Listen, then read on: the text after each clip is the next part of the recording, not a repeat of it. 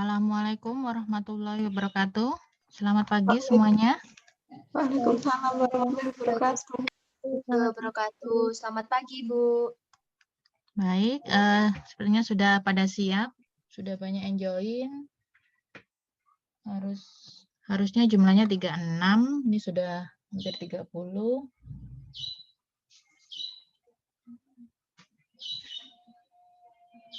Silahkan, sekarang yang ke bagian koordinator praktikum adalah Mbak Vita. Iya, Bu.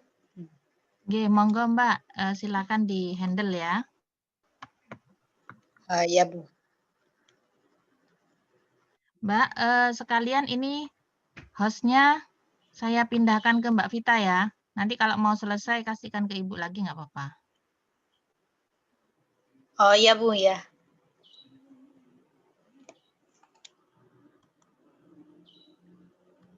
Sudah saya ganti hostnya, silakan nanti untuk ini, untuk share screen-nya diklikkan ya, multiple adiknya biar kalau mau presentasi biar enak ya. Bisa Mbak Vita? Oh, Di share. saya pakai handphone sekarang. Belum pernah nyoba kalau pakai handphone sih, Bu. Oh ya, saya pakai handphone juga nggak bisa kapan hari. Pak, dipindah lagi ke Ibu. Oh, bisa. Bisa? Bisa kok, Bu. Bisa, Bu. Oke. Bisa. Alhamdulillah. Ya sudah, silakan Mbak, monggo.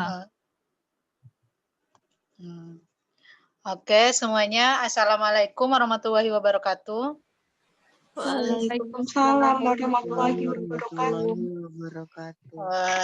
Hari ini saya Vita Rofianti yang jadi koordinator untuk asisten untuk moderatorin praktikum kali ini ya. Sebelumnya ini anggotanya sudah join semua. Kelompok 1 udah lengkap? Sudah, Mbak. 2?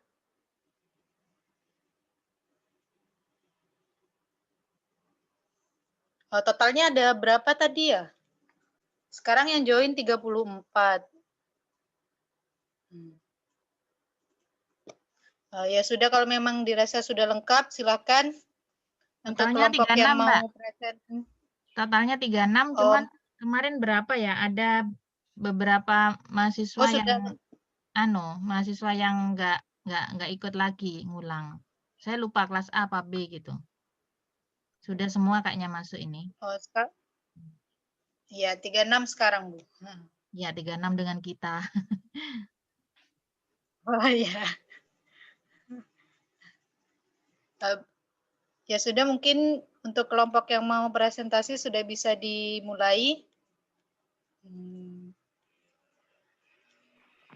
Iya, sebentar. Ini masih not responding buat buka filenya. Sebentar ya. Iya, iya.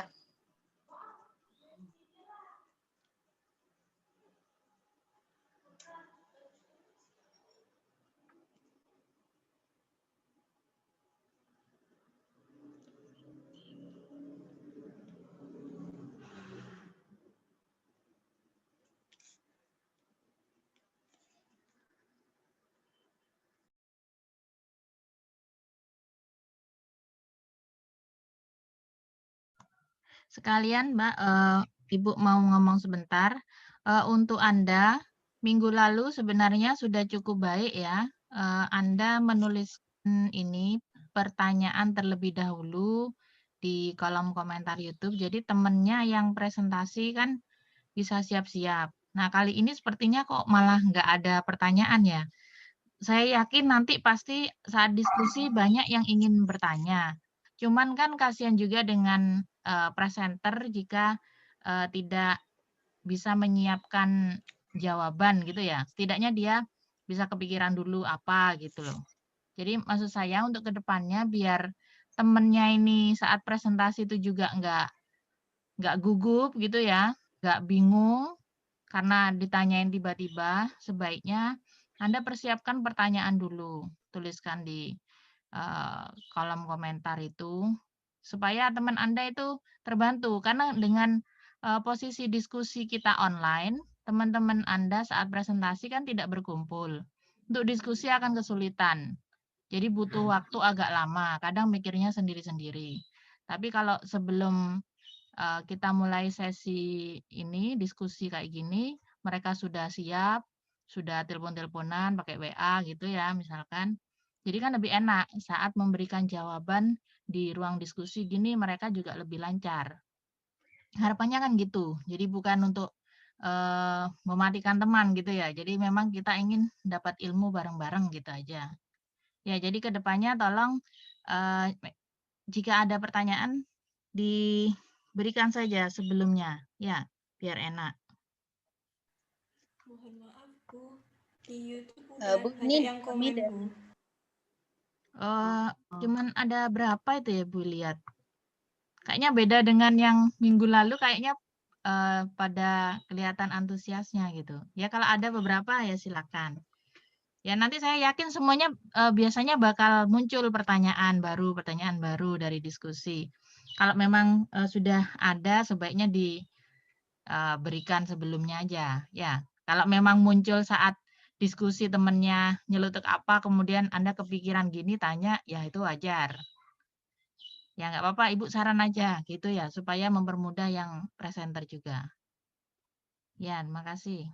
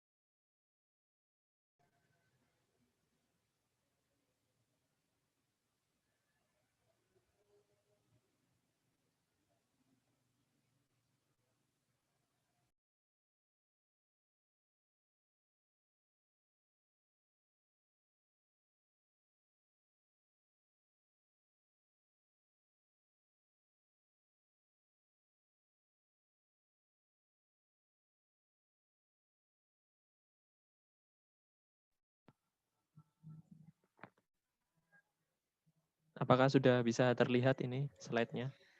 Sudah, Mas. Sudah, Mas. Oke. Apa bisa saya mulai? Iya, silakan. Baik. Assalamualaikum warahmatullahi wabarakatuh. Waalaikumsalam. Waalaikumsalam warahmatullahi wabarakatuh. Kami dari kelompok 2 akan mempresentasikan percobaan 2 dengan judul pembuatan asam salisilat dari minyak Gondopuro. Pokok-pokok materi yang akan kami bahas yaitu dasar teori atau pengertian, prosedur, pembahasan, dan mekanisme. Kelompok kami terdiri dari saya sendiri, Heni Anggraini, NIM 1805, Anggoro Wicaksono, NIM 1637, Faise Ayu Safira, NIM 1806, dan Rizkiah Eka Ariska, NIM 1807. Baik, pembahasan pertama. Tanaman Gondopuro merupakan tanaman yang memiliki kandungan salisilat dengan konsentrasi yang tinggi. Asam salisilat yang terdapat dalam Gondopuro dalam bentuk aktif berupa gaulterin dan merupakan konjugasi metil salisilat dengan disakarida. Gaulterin atau konjugasi dari metil salisilat akan menjadi minyak Gondopuro karena enzimatis dari gaulterin terhidrolisis oleh enzim yang terdapat dalam tanaman tersebut yang disebut dengan gaulterase. Next. Minyak Gondopuro dapat diperoleh melalui proses ekstraksi dengan pelarut alkohol. Pelarut polar akan berfungsi ganda untuk mengaktifasi enzim dan mengekstrak gaulterin. Pelarut polar yang biasanya digunakan adalah pelarut etanol. Proses inaktivasi enzim menggunakan pelarut alkohol memiliki keunggulan dapat meringkas 3 tahapan proses sekaligus, yaitu proses inaktivasi enzim Golterase, proses ekstraksi, dan proses dehidrasi osmosis.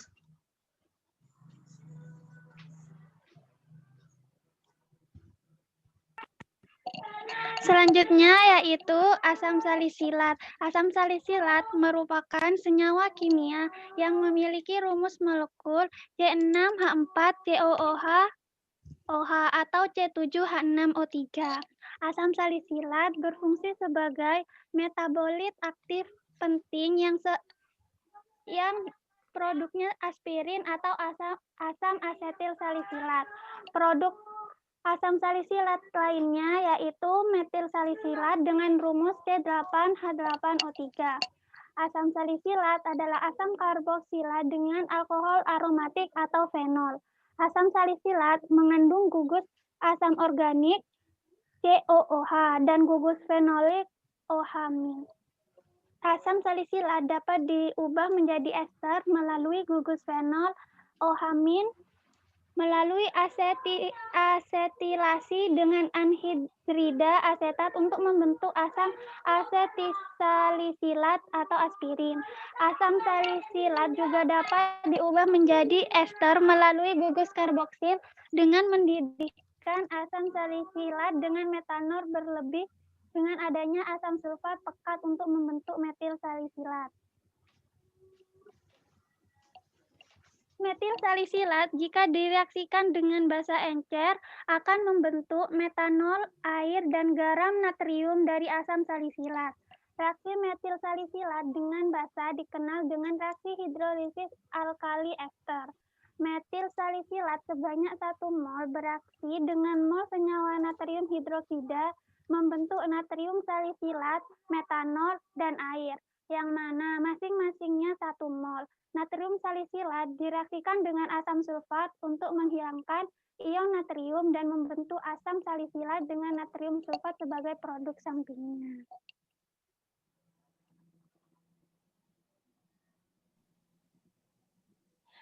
Untuk prosedur kerja pada pembuatan asam salisilat dari minyak gondopuro yaitu minyak gondopuro sebanyak 10 ml dimasukkan ke dalam labu leher 3 100 ml yang telah dilengkapi dengan kondensor dan termometer.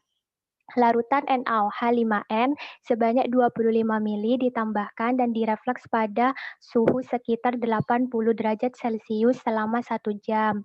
Perubahan campuran yang terjadi diamati dan dicatat. Kemudian, labu diturunkan dari pemanas dan didinginkan pada suhu kamar sehingga aman untuk dikerjakan setelah 1 jam. Larutan H2SO4 2M ditambahkan sambil digoyang atau dikocok sampai terbentuk endapan putih. Endapan disaring dengan corong Bachner, kemudian dicuci sebanyak 3 kali dengan 50 ml Aquades dingin. Endapan dikeringkan di udara atau di oven vakum, kemudian dikenali baunya, ditimbang beratnya, diuji kelarutan dalam Aquades panas atau dingin, dan ditentukan titik lelehnya.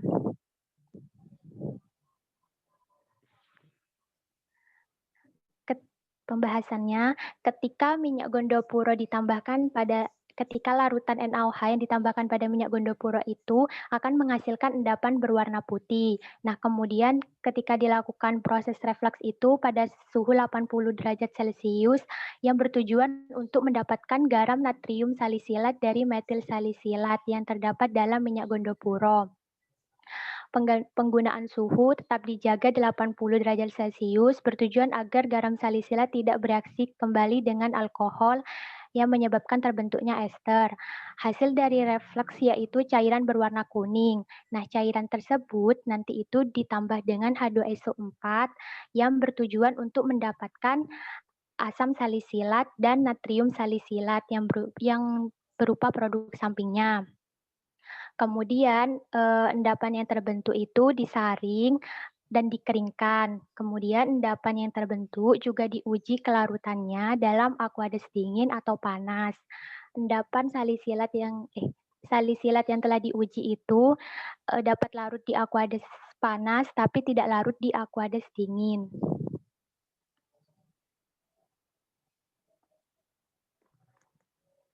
Baik, untuk selanjutnya saya ingin bertanya dulu apakah suara saya terdengar? Terdengar, Mas. Dengar, Mas. Benar, Oke, Mas. oke. Benar, Mas. Ya, terima kasih. Untuk selanjutnya yaitu mekanisme reaksi penambahan NaOH. Di sini merupakan struktur dari ester metil salisilat. Ketika ditambahkan NaOH, gugus OH akan menyerang karbon yang mengikat O sehingga terjadi pemutusan ikatan rangkap antara C dengan O. Kemudian menghasilkan produk seperti ini. Kemudian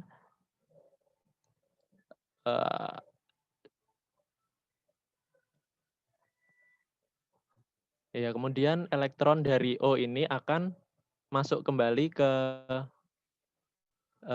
ikatan, membentuk ikatan rangkap sehingga akan memutuskan ikatan antara C dengan OCH3.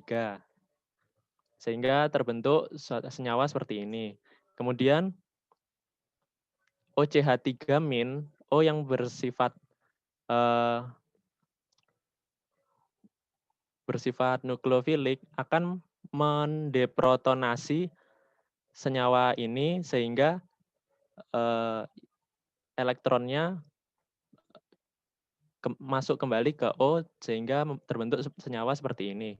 Kemudian O yang bermuatan negatif ini akan menyerang Na yang bermuatan positif sehingga terbentuk suatu senyawa yang ditunjukkan seperti ini. Kemudian ditambahkan kembali NaOH dengan mekanisme yang sama, dia akan mendeprotonasi gugus hidroksi sehingga membentuk O-. Kemudian O- ini akan menyerang Na kembali sehingga akan terbentuk senyawa garam natrium salisilat dengan produk samping metanol dengan H2O. Untuk selanjutnya yaitu mekanisme penambahan H2SO4. O yang bersifat nukleofil akan memprotonasi dari asam sulfat sehingga terbentuk senyawa seperti ini. Kemudian muatan negatif di sini akan menyerang Na sehingga terputus ikatan antara O dengan Na. Dan kemudian O dengan Na yang ada di bawah ini menyerang kembali H yang ada pada HSO4- sehingga terbentuk senyawa seperti ini. Dan kemudian dengan mekanisme yang sama, O- di sini akan menyerang Na kembali sehingga akan terbentuk asam salisilat dengan produk samping natrium sulfat.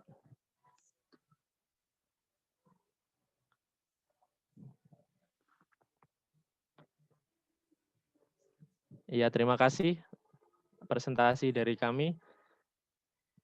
Kurang lebihnya mohon maaf. Ini bagaimana Bu? Jawab dari YouTube dulu atau bagaimana?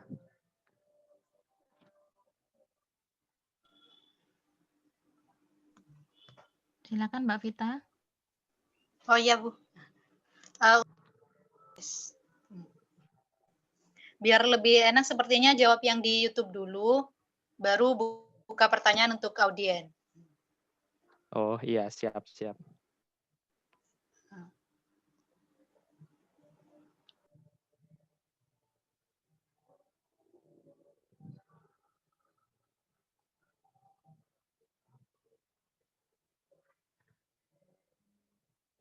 Di sini saya ingin menjawab dulu pertanyaan dari Farah. Di sini Farah bertanya, mengapa reaksi dengan H2SO4 menghasilkan larutan berwarna merah dengan endapan putih? Endapan putih merupakan asam salisilat, lalu senyawa apakah larutan merah tersebut? Ya, di sini kan tadi setelah ditambahkan H2SO4, dia akan terbentuk reaksi samping Na2SO4. Nah, di sini larutan yang berwarna merah itu merupakan Na2SO4 bersama pengotor-pengotor yang ada di di reaksi-reaksi sebelumnya itu. Mungkin ada feedback dari Farah? Cukup, Mas. Terima kasih. Baik, terima kasih.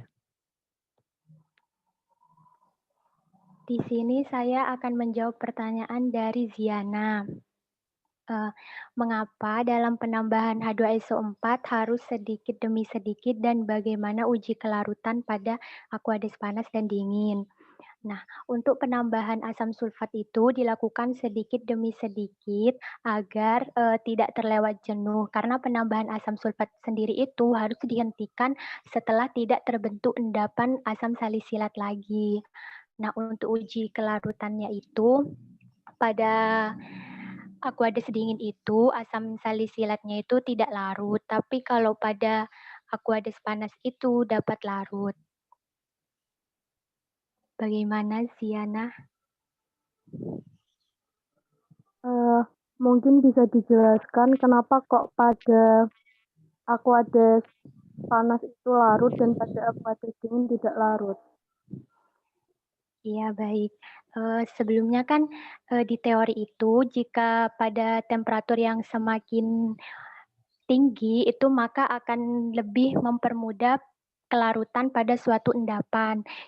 Menurut literatur yang saya sudah baca, itu semakin tinggi temperatur airnya itu, maka itu semakin baik untuk semakin bisa melarutkan asam salisilat itu. Nah, kalau Aqueous dingin kan temperaturnya kan rendah, jadi tidak dapat melarutkan asam salisilat.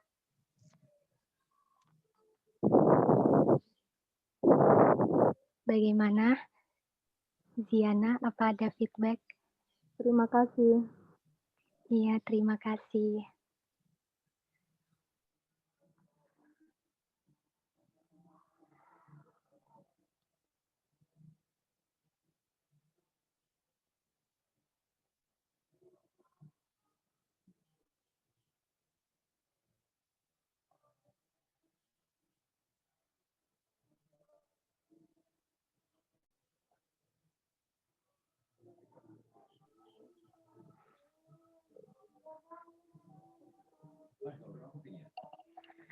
Permisi, saya mau menjawab pertanyaan dari Silvi Anggita.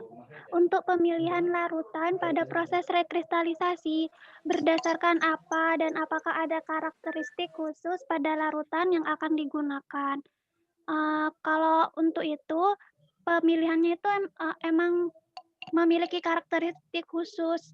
Yang dipilih itu harus pelarut yang bisa mengikat pengotornya, tapi asam salisilat yang diinginkan itu tidak terikat. Jadi pada percobaan tersebut menggunakan Aqueous karena Aqueous itu merupakan pelarut universal yang dapat mengikat alkohol dan asam salisilatnya itu tidak terlarut. Apakah ada feedback? Sudah cukup. Terima kasih, Riz. Iya, sama-sama.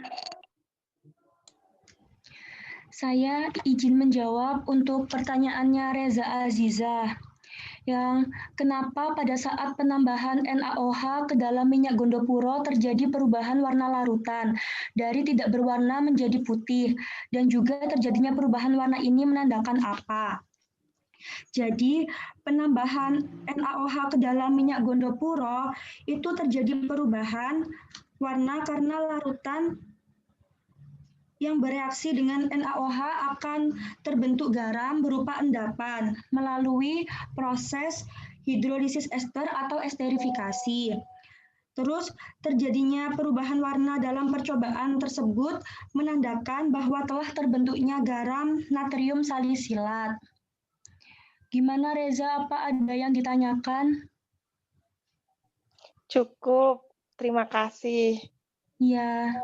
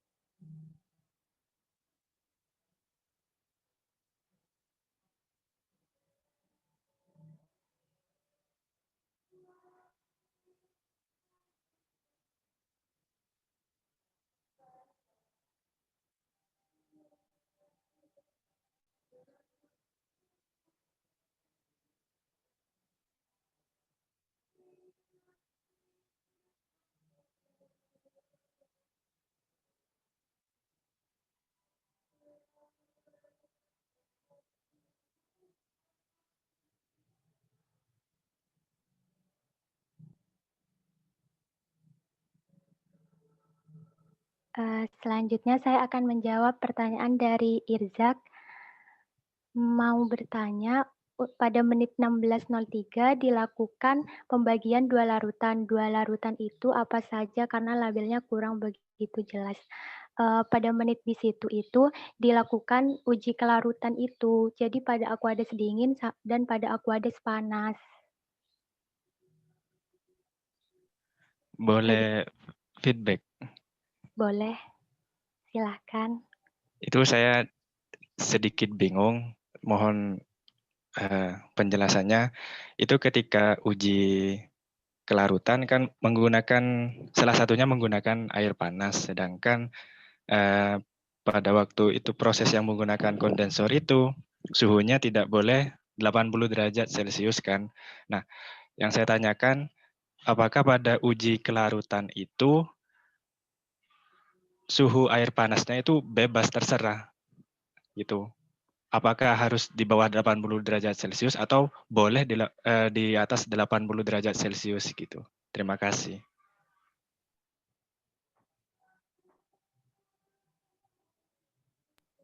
Saya mau mencoba menjawab. Pada yang kondensasi itu tadi kan yang 80 derajat Celcius, itu kan sebenarnya kita itu mau mengionisasikan garam natrium salisilat yang diperoleh pada saat penambahan NaOH itu. Jadi suhu yang digunakan itu tidak boleh 80 derajat Celcius itu. Kalau misalnya yang uji kelarutan itu, kalau yang tadi saya baca itu semakin tinggi temperaturnya itu bisa semakin melarutkan asam salisilat gitu. Oh iya, terima kasih. Iya, terima kasih. Izin menjawab untuk pertanyaan Salsabila Safa Adinda. Apakah bisa menggunakan larutan selain NaOH dalam percobaan ini? Dan bagaimana hasil yang diperoleh dari percobaan menggunakan larutan lain? Apakah hasilnya lebih baik dengan larutan NaOH dengan larutan lainnya? Jadi, untuk percobaan ini bisa memakai larutan lain. Larutan lain yang bisa dipakai itu misalnya KOH. Terus hasil yang diperoleh itu berupa kalium salisilat. Dan bisa pakai KOH, tapi tidak bisa pakai basa kuat dengan ukuran yang lebih besar, karena nantinya itu akan terhalangi saat penyerangan hidrogen. Sedangkan dalam proses pada percobaan ini, yang dibutuhkan itu OH yang bisa menyerang karbon sehingga dibutuhkan basa kuat dengan ukuran yang lebih kecil. Terus hasil yang lebih baik antara larutan lain dengan NaOH itu lebih baik menggunakan larutan NaOH. Bagaimana Salsa? Apa ada yang ditanyakan?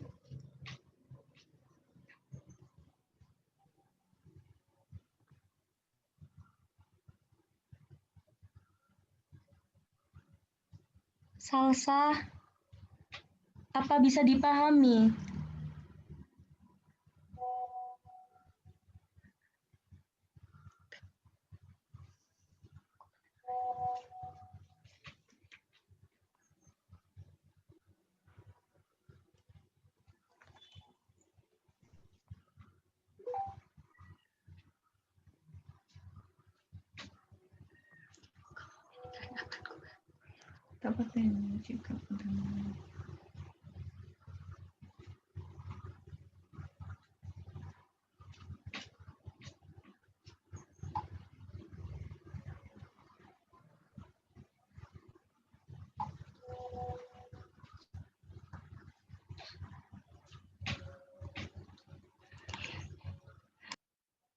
Baik Salsa, sama-sama.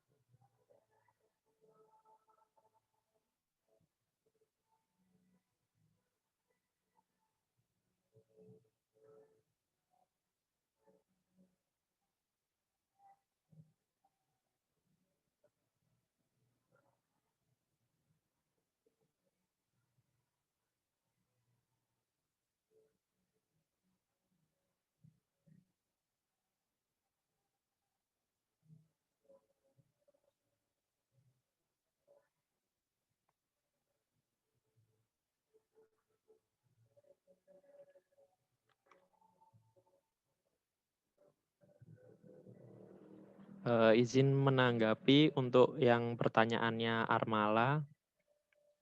Di sini Armala kan bertanya bagaimana penjelasan mekanisme reaksi terbentuknya produk samping apabila dilakukan pemanasan lebih dari 80 derajat. Ya menurut literatur yang kami baca dan di video juga dijelaskan ya. Di video dijelaskan kalau misalkan pemanasannya itu lebih dari 80 derajat Celcius, dia akan terbentuk kembali esternya gitu. Jadi natrium salisilatnya itu nanti akan bereaksi kembali sama metanol, dia akan terbentuk kembali ke ester, ke metil salisilatnya. Nah, cuman di sini kami cari datanya itu, cari literaturnya itu, untuk sintesis metil salisilat sendiri, itu kami menemukan cuman menggunakan baru yang menggunakan katalis asam, contohnya kayak H2SO4. Jadi asam salisilat ditambahkan metanol, terus nanti dikatalisis sama H2SO4. Nah, itu suhunya sekitar 60 sampai 70 gitu. Kami juga belum menemukan data yang valid tentang pemanasan lebih dari 80 derajat. Bagaimana, Mala? Baik, Mas. Makasih. Iya, sama-sama.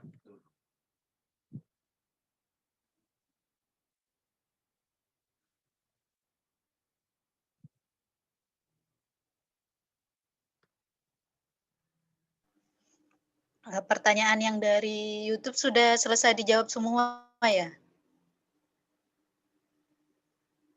Kelompok Sebentar. presenter. Iya. Sebentar, Belum ini jawab semua ini. ada satu lagi nih kayaknya, sebentar. Oh iya, silakan dilanjut.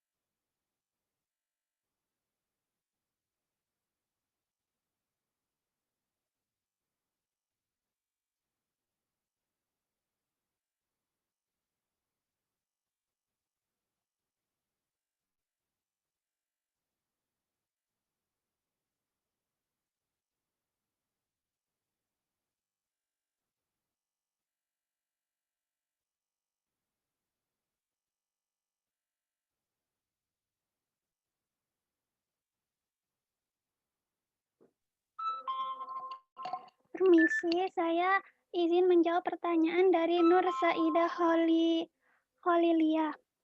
Apakah ada metode lain untuk mensintesis asam salisilat selain metode reflux? Setelah kelompok kami cari, sebagian besar itu untuk sintesis asam salisilat itu menggunakan metode reflux. Masih belum menemukan sintesis asam salisilat yang menggunakan metode lain. Apakah ada tanggapan?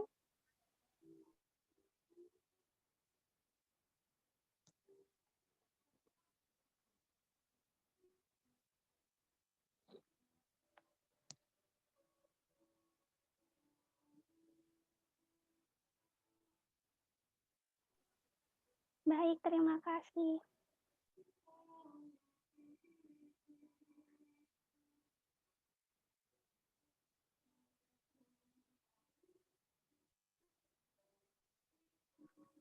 Mbak, untuk pertanyaan yang di YouTube sudah tidak ada.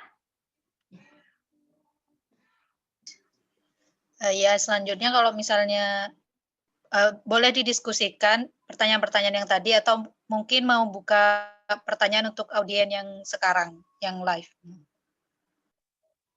Iya Mbak, baik terima kasih. Nah, untuk kelompok kami sendiri kan tadi juga ada yang belum menemukan data tentang yang metode refleks sama yang penggunaan suhu. Mungkin dari teman-teman ada yang menemukan referensi untuk penggunaan suhu dan metode yang bisa digunakan dalam sintesis asam salisilat dari minyak gondopuro.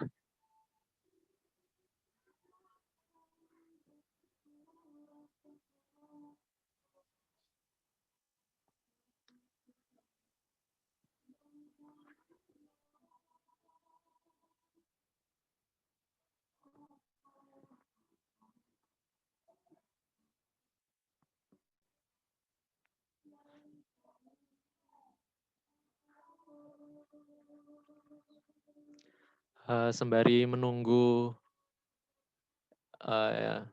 mendapatkan data, mungkin bisa dibuka pertanyaan lagi ya.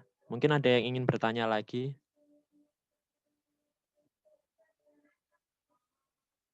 Mohon maaf sebelumnya, bisa diulangi tentang yang data-data itu, data yang penggunaan refleks itu?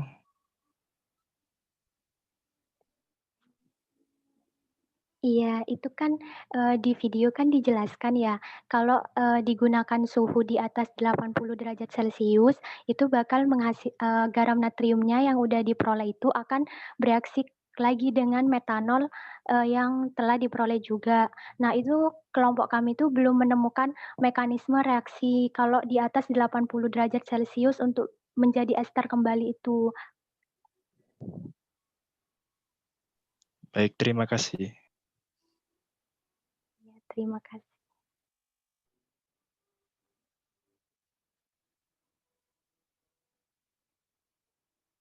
Mungkin ada yang ingin ditanyakan lagi.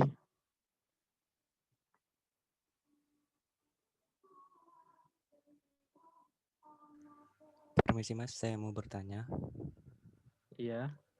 Tadi Mas Anggoro kan menjelaskan kalau hidrolisis ester yang ada di reaksi ini itu menggunakan katalis asam. Apakah memungkinkan untuk mensintesis ini menggunakan katalis basa, Mas? Terima kasih.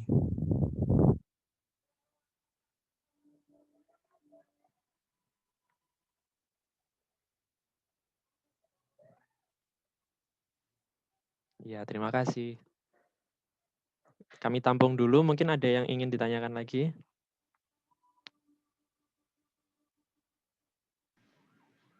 Mas, saya mau bertanya. Iya. Tadi kan sama Mas Anggoro dijelaskan, waktu mekanisme reaksi penambahan NaOH itu dijelaskan ditambahkan 2 kali. Itu kenapa ya alasannya?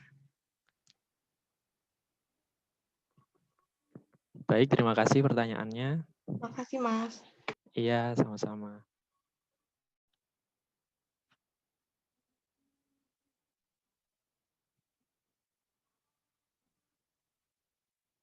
Mohon maaf untuk Romzi tadi bisa diulang pertanyaannya?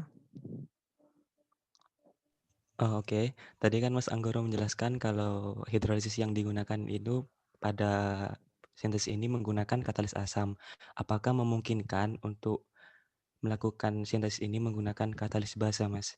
Seperti itu.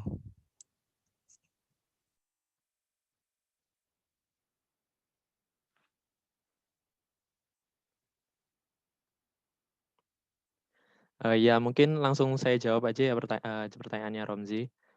Di sini sebenarnya bukan menggunakan katalis asam ya. Di sini kita menggunakan NaOH. Jadi kita pakai basa gitu.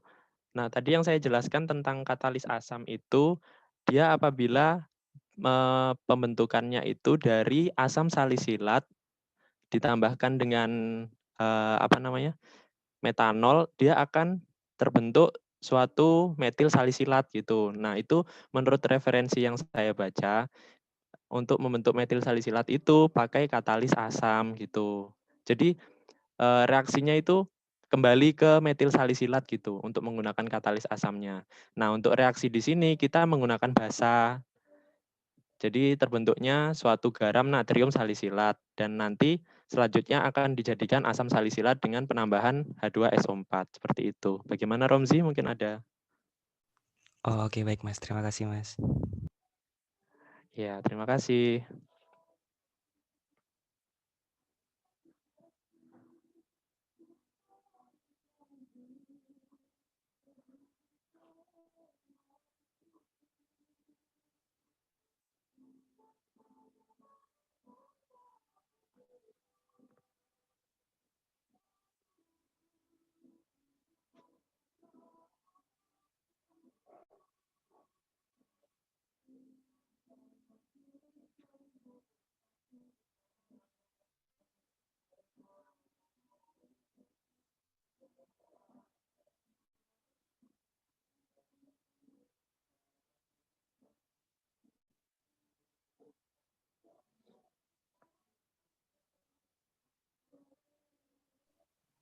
Saya di sini mau mencoba menjawab pertanyaan dari Febrina. Itu kenapa digunakan NaOH 2 kali. Nah, itu untuk menghasilkan garam dari asam salisilatnya nanti itu, sehingga bisa diprotonasi oleh H2SO4 biar jadi asam salisilat. Nah, kalau misalnya yang digunakan hanya satu itu, berarti itu yang nanti itu tidak dihasilkan garam dari asam salisilat.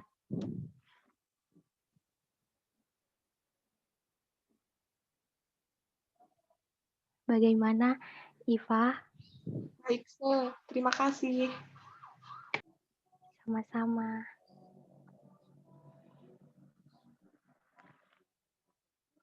Ya, mungkin ada yang ingin ditanyakan lagi.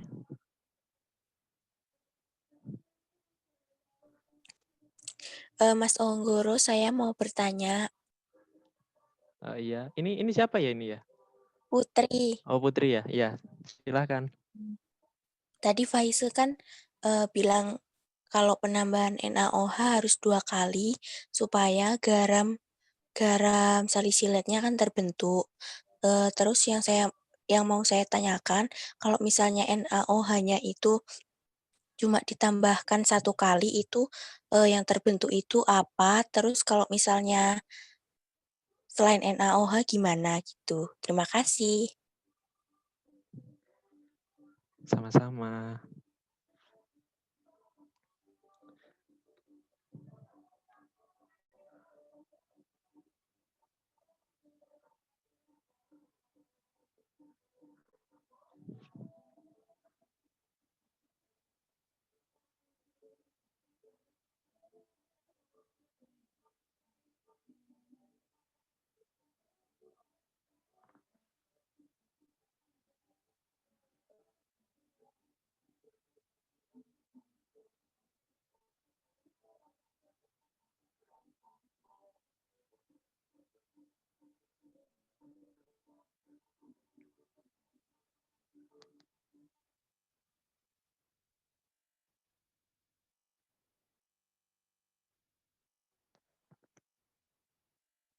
Oke, pertanyaannya dari Putri, kami tampung dulu. Mungkin ada pertanyaan lagi?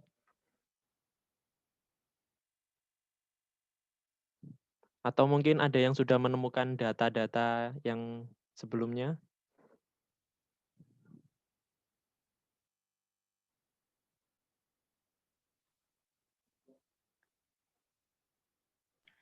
Belum Mas, ini juga masih mencari. Oke, terima kasih. Yang lain mungkin ada yang ingin bertanya?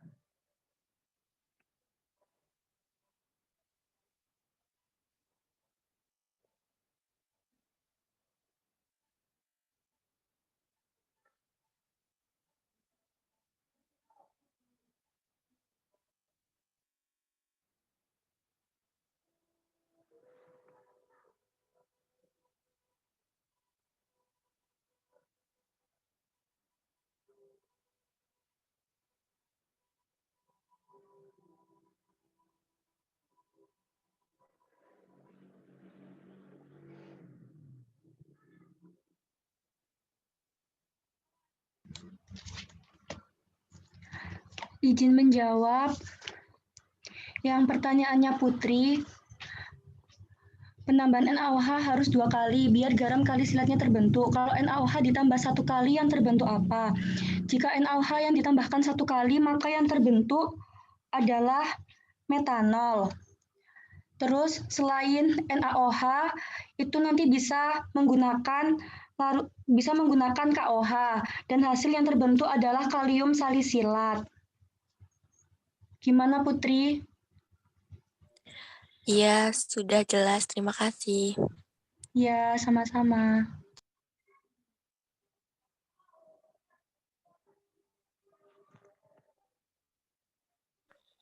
Mungkin ada Saya yang... mau bertanya.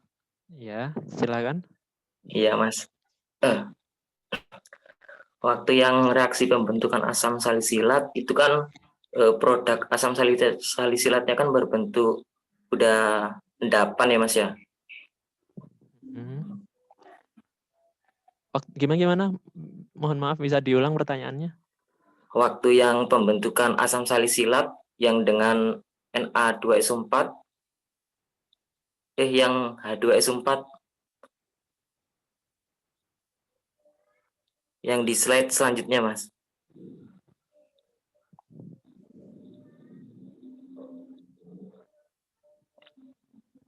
Iya, yang reaksi ini. Ya. Nah, itu kan asam salisilatnya kan berbentuk udah endapan ya, udah jadi. Nah, terus reaksi sampingnya itu Na2SO4. Nah, larutannya itu berwarna merah. Nyambung sama pertanyaannya Farah tadi sih. Nah, itu kan berarti Na2SO4 kan di situ ada pelarutnya ya. Nah, itu pelarutnya apa Mas kalau boleh tahu? Dan kenapa warnanya kok bisa merah gitu? Soalnya kan kalau dari Na2SO4 padatannya kan itu kristal putih gitu.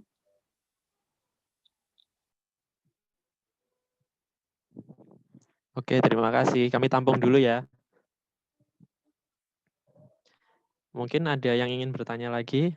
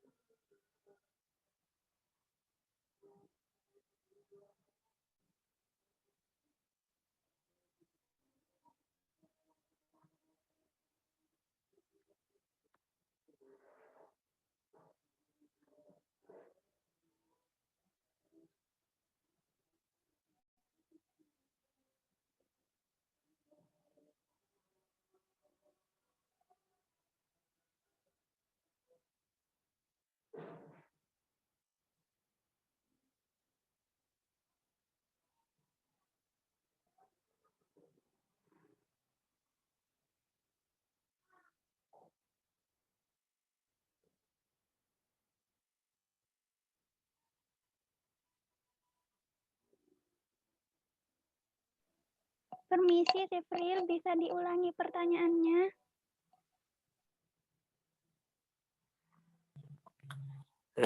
Ya maaf kalau pertanyaan bingung, soalnya dari saya juga bingung. Nah ini kan waktu reaksi pembentukan asam salisilat, itu kan asam salisilatnya udah berbentuk padatan. Nah tersisa produk samping itu Na2SO4. Nah itu kan fasenya cairan ya. Nah Na2SO4 ini kan berarti dia ada zat pelarutnya juga di situ. Nah itu zat pelarutnya apa? Dan juga warnanya kok bisa merah gitu kan, dari bentuk padatannya itu berwarna kristal putih gitu.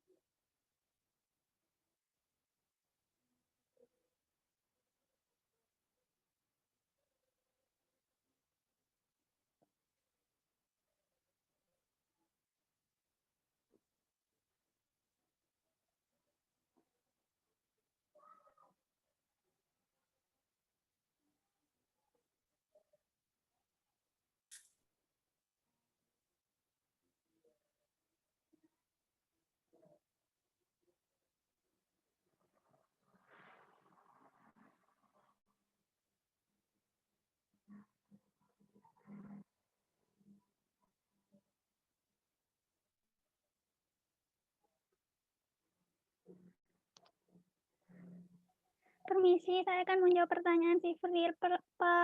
Yang ada di filternya itu selain Na2SO4 juga ada metanol. Jadi warnanya itu jadi agak kemerahan. Apa ada sanggahan?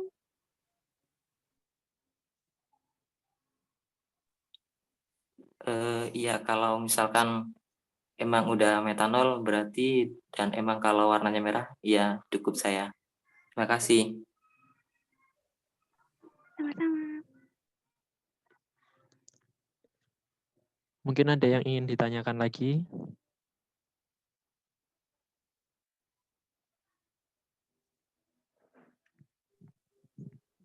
Mas, saya ingin bertanya, Mas.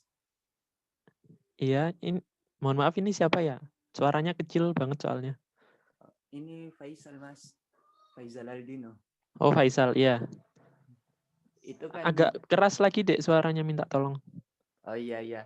Itu kan yang tadi itu gunakan asam pekat H2SO4 5N-nya, Mas. Iya. Itu misalnya ada 5N, Mas. Cuman ada 2N atau 3N, apakah bisa itu, Mas? Reaksinya berjalan.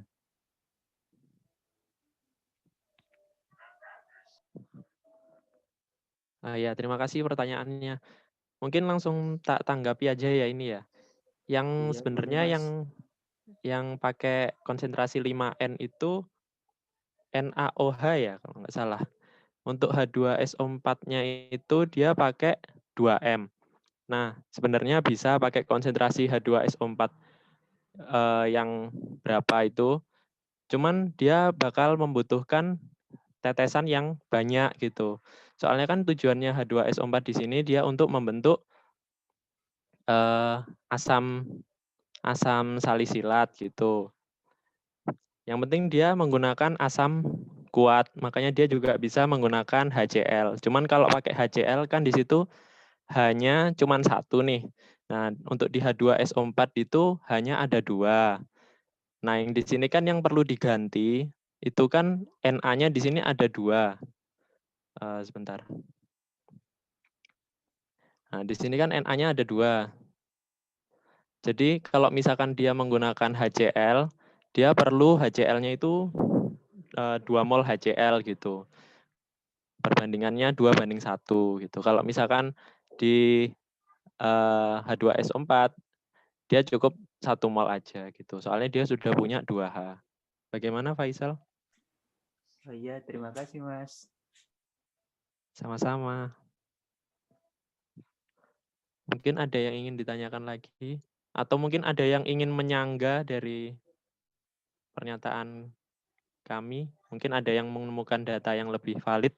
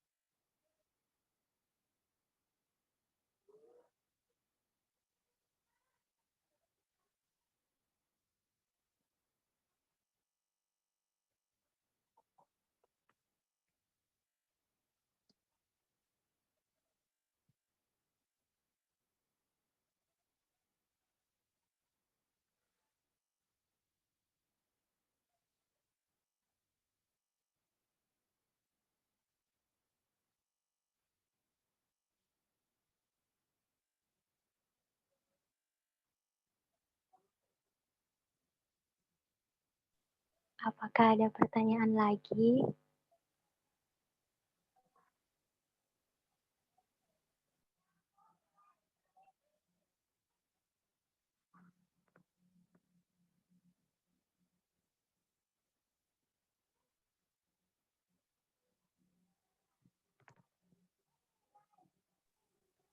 Mau bertanya. Ya. Pada uji kelarutan asam salisilat kan dalam percobaan itu menggunakan air panas dan air dingin. Apakah ada pelarut lain yang bisa digunakan untuk menguji kelarutan dari asam salisilat tersebut? Kalau misal ada, prinsipnya bagaimana? Baik, terima kasih pertanyaannya. Kami tampung dulu ya. Mungkin ada pertanyaan lain?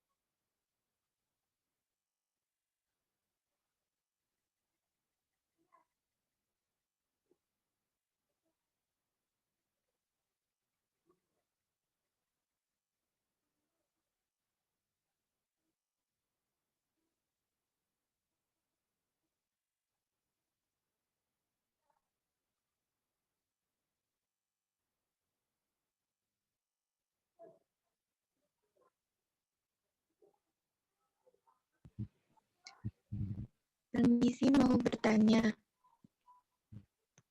Iya. Tadi itu waktu yang menjawab pertanyaannya Salsa, kalau nggak salah ya, Henny bilang untuk sintesis ini tuh bisa menggunakan basa kuat lain. Tapi basa kuatnya itu yang ukurannya itu lebih kecil, tidak bisa yang ukurannya besar. Nah, itu saya masih mengganjal dari tadi maksud ukuran itu apa ya, Mas? Terima kasih. Iya, terima kasih.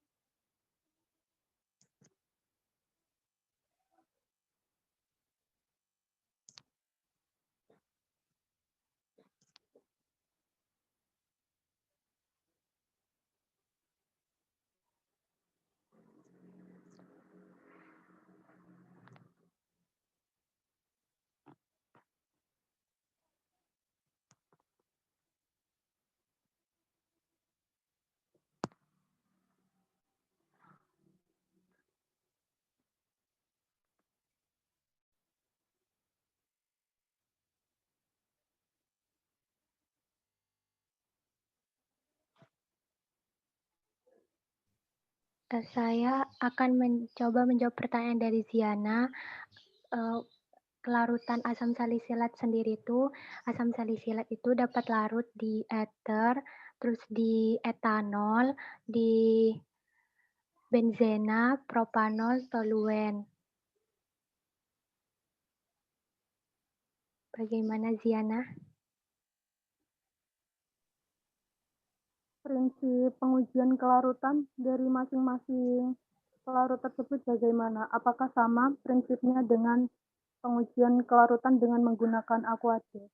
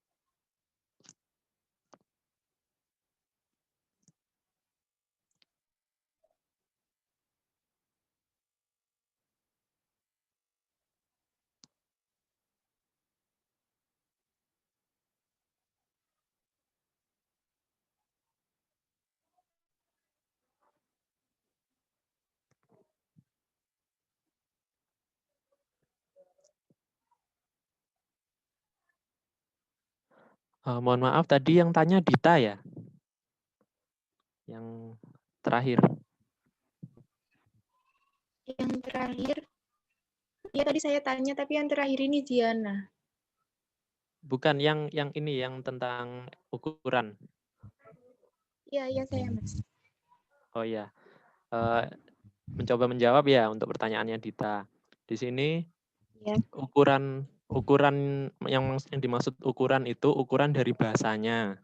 Nah, kenapa kok menggunakan bahasa kuat yang ukurannya kecil? Kenapa kok enggak yang besar gitu? Contohnya apa ya? Yang besar, potasium terbutoxide misalkan. Nah, dia itu kalau misalkan pakai bahasa yang ukurannya besar, sebentar. Bahasa yang ukurannya besar, dia akan menyerang hidrogen yang ada di muka saja. seperti yang kita tahu, di sini ada hidrogen, di sini juga ada hidrogen. Jadi dia akan menyerang hidrogen yang ada di muka saja. Sedangkan di sini kita membutuhkan basa yang bisa menyerang karbon yang ada di tengah gitu. Seperti yang kita tahu ya, kalau misalkan ukurannya kecil, dia bisa menyerang dari mana saja. Seperti itu. Makanya kita jawab menggunakan basa yang ukurannya lebih kecil gitu. Bagaimana? Iya, Mas. Terima kasih. Iya, sama-sama.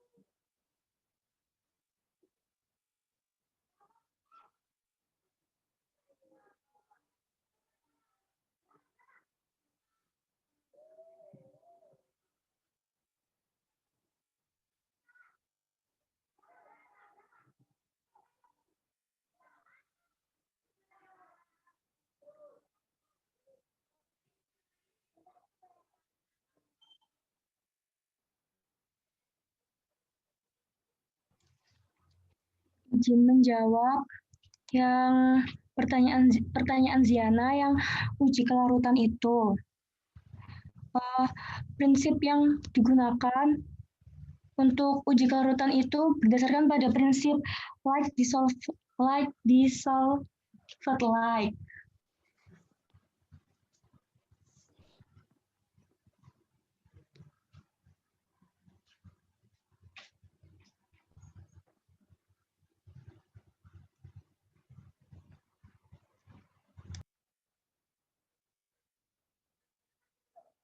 Ya, saya tambahkan saja ya. Tadi kan katanya Henny itu pakai like dissolve like. Nah, kenapa kok dia larut sama apa tadi? Alkohol ya. Soalnya di sini kan di asam salisilat dia kan juga punya gugus alkohol di sini, ada gugus fenol di sini kan. Nah, makanya dia bisa larut ke dalam pelarut alkohol tadi gitu. Bagaimana? Cukup, Mas. Terima kasih. Iya, sama-sama.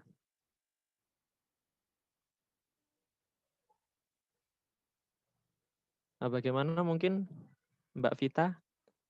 Ini dicukupkan atau bagaimana untuk sesi tanya jawabnya? Atau dilanjutkan?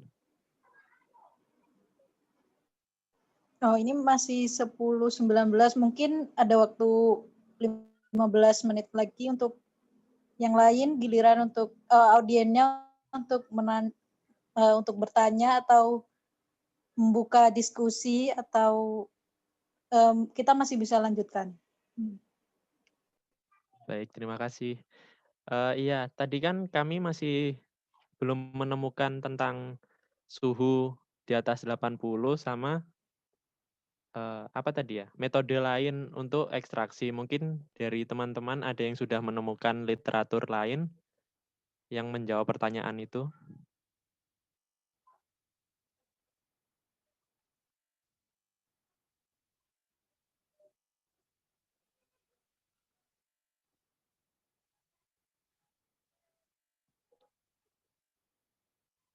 Atau mungkin ada yang ingin menyangga dari dari jawaban kami tadi, mungkin ada yang kurang sesuai atau bagaimana?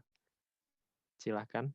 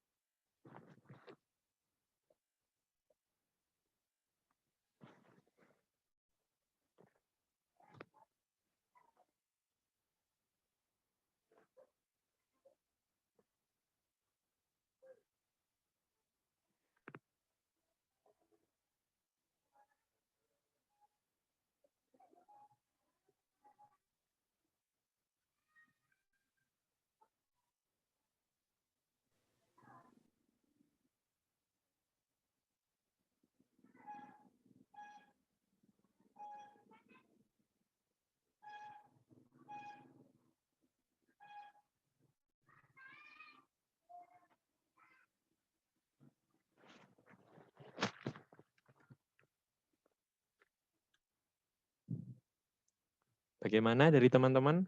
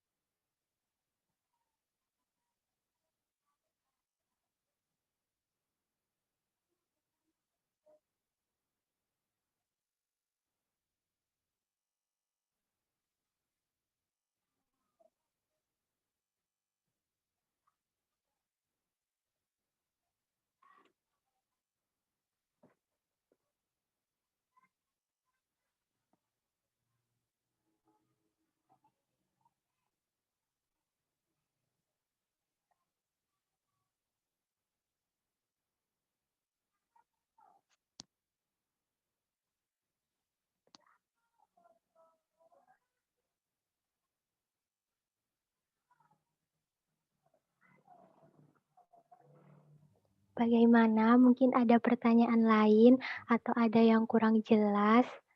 Atau mungkin ada yang ingin menyanggah mengenai apa yang sudah kelompok kami jelaskan?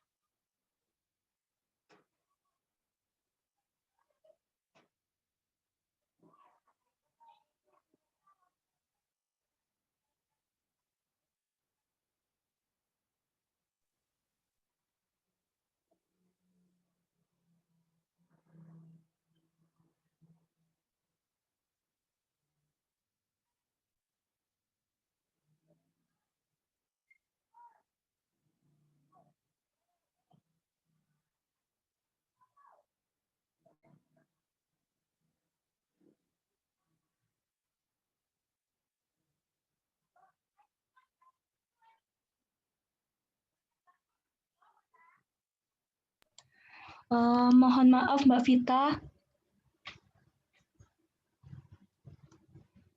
Mbak Vita, Ya. ini sepertinya dari teman-teman sudah Mbak. Bagaimana Mbak? Kalau sudah tidak ada yang ingin didiskusikan atau ditanyakan, mungkin sampai di sini aja ya untuk diskusinya, untuk ya di kelompok presenternya.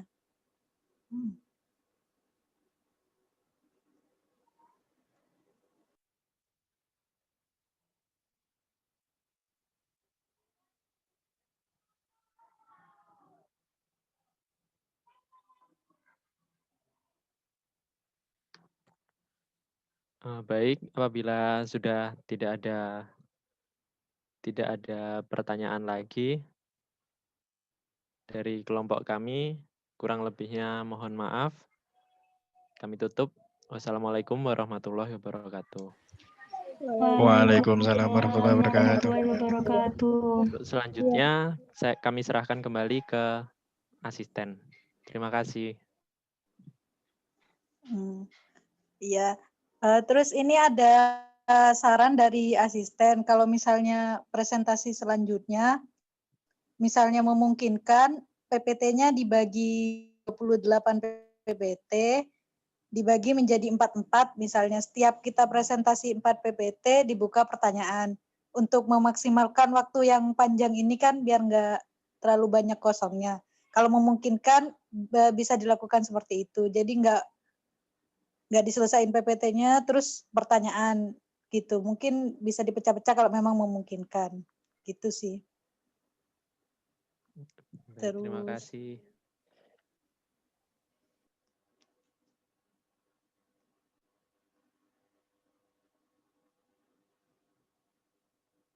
Sama mungkin tugas-tugasnya dipastikan ya untuk sementara kirimnya ke Kawanda semua ya.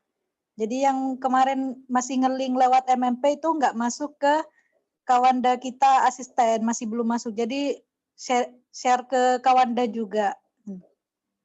Kalau cuman di MMP belum masuk ke akun kita.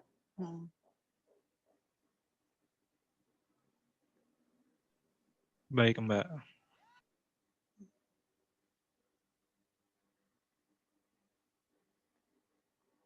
Kalau dari saya mungkin segitu aja. Mungkin saya kembalikan ke Bu Ika. Kurang lebihnya mohon maaf. Wassalamualaikum warahmatullahi wabarakatuh. Waalaikumsalam warahmatullahi wabarakatuh. Waalaikumsalam warahmatullahi wabarakatuh. Baik, terima kasih. wabarakatuh. Terima kasih Mbak. Baik, sudah ditutup oleh asisten. Silakan Anda lanjutkan membuat laporannya.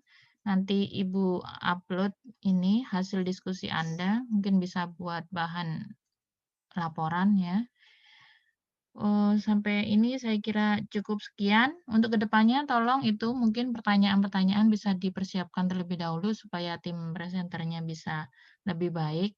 Sebenarnya dalam menampilkan jawaban, Anda bisa menggunakan ini sumber, Anda bisa langsung gunakan internet kalau memang butuh. Jadi share screen-nya itu langsung Anda ganti gitu ya pakai ini apa internet, pakai Google gitu ya. Jadi Anda browsing apa silakan langsung aja di situ.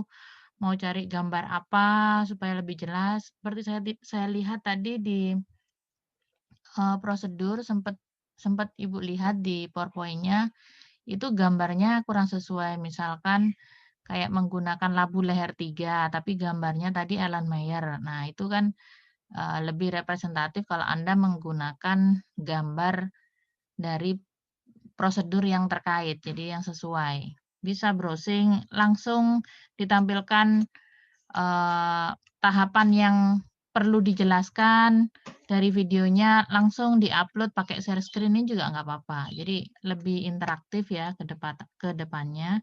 Jadi ini untuk melatih Anda juga dalam berkomunikasi, cukup bagus sekarang.